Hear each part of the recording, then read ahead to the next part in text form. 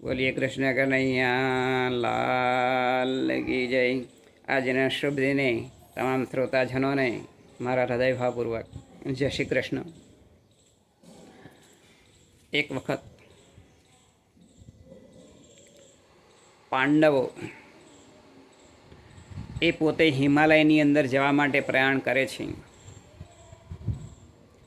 ત્યારે યુધિષ્ઠિરે દ્રૌપદીને કહ્યું કે તમારે અહીંયા હસ્તિનાપુર રહેવાનું છે। અમે એવું વિચાર્યું છે કે તમે અહીંયા રહી અને આ જે પરીક્ષિત છે તેમની તમે દેખભાળ રાખી શકો, કારણ અમે જે જઈએ છીએ હિમાલયની અંદર હાડ ગાળવા માટે એ નિર્વાણ પંથ છે, ઘણો બધો અઘરો એ રસ્તો છે। હિમાલયની અંદર ઘણી બધી ઠંડી પડે છે, માટે અમે એમ વિચારીએ છીએ કે તમે અહીંયા રહી જાઓ, કારણ કે કેદારનાથ છે તેનાથી ઉપર જતાં એ નિર્વાણ પંથ આવે છે। એ નિર્વાણ પંથની અંદર જતાં જતાં એ વ્યક્તિ ત્યાં પોતે ઠરી જતા હોય છે અને પોતાનું પ્રાણ પંખેરું એ ત્યાં ઉડી જતું હોય છે। ત્યારે આ દ્રૌપદી એ ધર્મરાજા યુધિષ્ઠિરને જવાબ આપે છે કે જેમ ઝાડ વગરની જે વેલ હોય એ પોતે એ નિરાશ થઈ જતી હોય છે, એમ પતિ વગરની જે સ્ત્રી હોય એ કેવી રીતે રહી શકે। માટે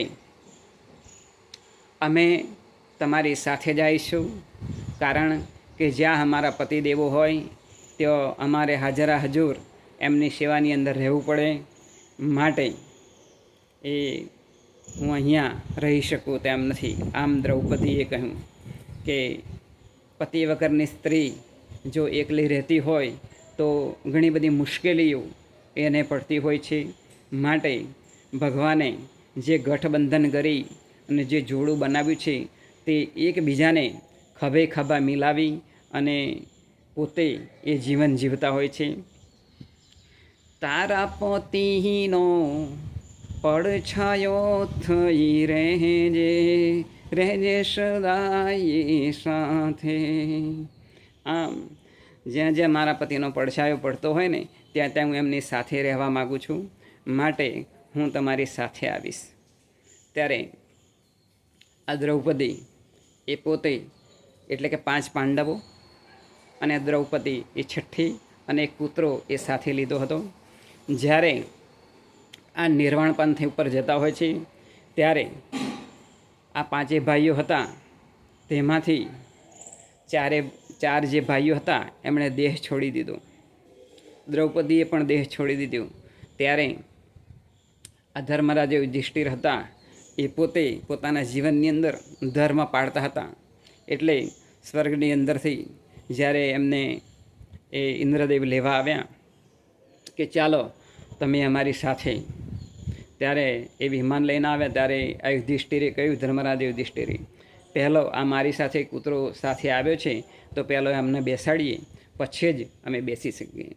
ત્યારે ઇન્દ્રદેવે ના પાડી, તો તેવા વખતે ખરેખર જે કૂતરો હતો ને એમણે ધર્મરાજાનું સ્વરૂપ લીધું અને પછી હાથ જોડીને કહ્યું કે હું ખરેખર ધર્મ છું, અને આ જે ધર્મરાજા યુધિષ્ઠિરે એ ધર્મ છોડ્યો નથી, આમ કહ્યું। ત્યારે આ ધર્મરાજા ઇન્દ્રદેવના પગમાં પડ્યા હતા અને પછી આ જે ધર્મદેવ અને એ જે યુધિષ્ઠિર હતા એ પોતે સદેહ એટલે દેહ સાથે ઇન્દ્રદેવ એ એમને સ્વર્ગની અંદર લઈ ગયા હતા।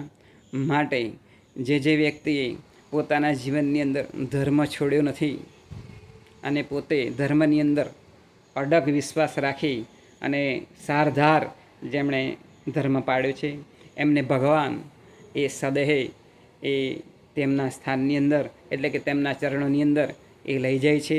એ જ આજના શુભ દિને પ્રાર્થના, બોલીએ કૃષ્ણ કનૈયા લાલ કી જય।